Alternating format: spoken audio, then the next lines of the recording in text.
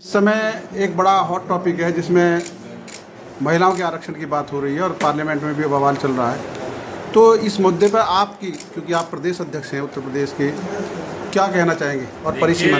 ये महिला जो विधेयक लाया जा रहा है ये कांग्रेस बहुत पहले ला चुकी है।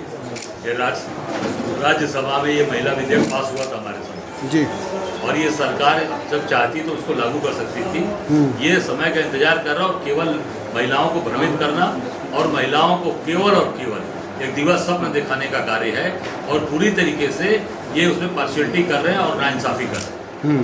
जो व्यक्ति महिलाओं को सम्मान की बात कर रहा है, जो व्यक्ति जिसने अपनी पत्नी को अपने घर में सम्मान नहीं दिया, अपने घर में जसोदाबेन को जगह नहीं दिया मोदी ने, और आज वो महिलाओं के सम्मान की बात कर रहा है, नारी बंधन की बात कर रहा है। ऐसे लोगों के मुंह से नारी बंधन शोभा नहीं देती जो अपनी पत्नी को सम्मान नहीं दे पाया, जो अपनी पत्नी को एक नारी के रूप में पूजा नहीं, अपने घर में सम्मान नहीं दिया, वो निश्चित तौर से इसका हकदार नहीं है। आज उत्तर प्रदेश में 9 साल योगी सरकार को हो गई। किस तरह आकलन करेंगे योगी सरकार का 9 साल का? पूरी फेल है। आप देख सकते हैं नोएडा के अंदर मजदूरों को, लड़कियों को, बच्चियों को पुलिस, महिला पुलिस नहीं है उनके लिए पुरुष पुलिस से मरवाया जा रहा है। मैंने पहली बार देखा अपने 35-36 साल के राजनीतिक जीवन में कि बच्चियों को पुरुष पुलिस डंडे से मार रही है, जूते से मार रही है। ये पहली बार हुआ है। आप ये सोच सकते हैं किस सरकार में हुआ है। शर्म आनी चाहिए योगी को। आप देखिए लखनऊ के अंदर पूरे झुग्गी झोपड़ी जल गई, हजारों मजदूर सड़क पे आ गए। अभी गाजियाबाद में यहाँ पर झुग्गी झोपड़ी जल गई, हजारों लोग। ये क्या है? ये पूरी तरीके से सरकार की फेलवर है, साजिश है। साजिश की जांच कराएं। दमकल जा रही है, फायर ब्रिगेड 4-4 घंटे बाद पहुंच रही है, तब तक पूरा झोपड़ी सुहा। गरीबी नहीं, गरीबों को ही खत्म कर दो। गरीबी मर जाएगा तो गरीबी का मतलब ही नहीं रह जाएगा, गरीब को मार डालो। यही गुजरात मॉडल लागू कर रहे हैं। ये निश्चित तौर से प्रदेश की जनता देख रही है, पूरी सरकार फेल है। योगी जी को तत्काल मेरा आग्रह है कि तत्काल इस्तीफा देकर चले जाइए, गोरखपुर मठ पे जाकर बैठिए। 2027 में कांग्रेस किस तरह की तैयारी कर रही है उत्तर प्रदेश में? कांग्रेस पूरी ताकत के साथ सड़क पर है, पूरी दमदारी के साथ। हमारे नेता आदरणीय राहुल गांधी जी के नेतृत्व में पूरी कांग्रेस है।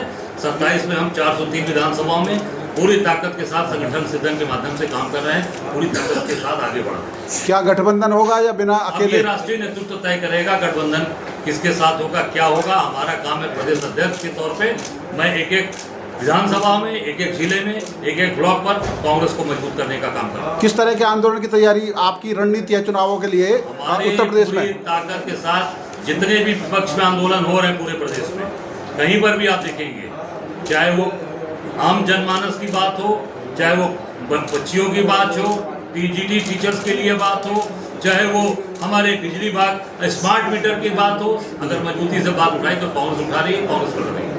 आपकी पार्टी में प्रत्याशियों को क्या चयन कैसे होगा यूपी में? अब देखिए, अभी तो संघर्ष करेगा, जो संघर्ष करेगा लड़ेगा उसका चयन होगा। जो जेल जाएगा, पैमाना यही, जो लड़ेगा वो आगे जाएगा, उसको हम आगे लड़ाएंगे, उसको टिकट देंगे।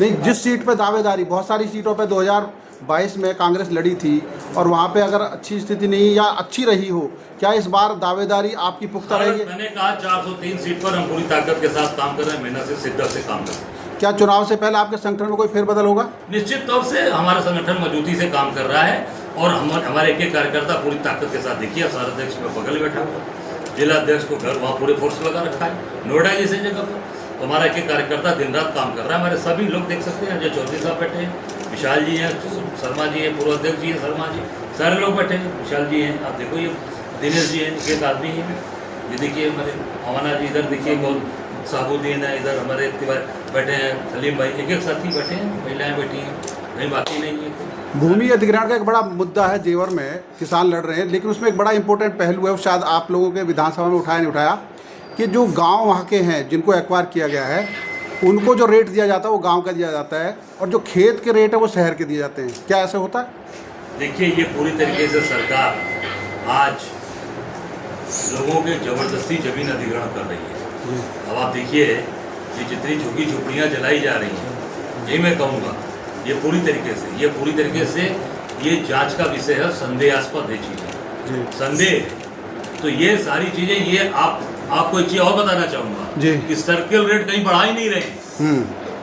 मैं आपको बताना चाहूंगा कहीं सर्कुलेट पुराने सर्कुलेट को रखा है, उसकी कोई समीक्षा नहीं हो रही, ताकि अगर समीक्षा होगी सर्कुलेट बढ़ेगा। हर क्वार्टर पे होता है समीक्षा सर्कुलेट का, क्वार्टर पे नहीं कर रहे। और उसके जो हमारे नेता आदरणीय राहुल जी ने जो तय किया था भट्टा परसोल से कि गांव के किसान को 4 गुना मिलेगा, शहर के किसान को 2 गुना मिलेगा, ये पूरी तरीके से ये ठगों की सरकार है। ये गुजरात के ठगों की सरकार है और पूरे देश और प्रदेश को ठग रही है, जबरदस्ती अधिग्रहण कर रही है, लोगों का खून चूस रही है। ये मुद्दा उत्तर प्रदेश विधानसभा में आपने उठाया? बिल्कुल हमारी ताकत के साथ आगे उठा है और आगे उठता रहेगा। धन्यवाद। NoedaKhabar.com से बात करते हैं।